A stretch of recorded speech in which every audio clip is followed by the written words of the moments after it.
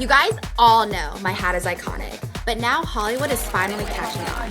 That's right, some of the hottest celebs are rocking the Torq trucker. Timothée Chalamet pairs his trucker with a little pink scarf. And you know what? He isn't worried about false positives either. Fashion darlings Zendaya and Jacob Elordi are pulling their hats off to complete their off-duty looks. Leonardo DiCaprio whipping his Torq trucker out to hide from the paparazzi. I mean, at this point, it's practically a vintage piece.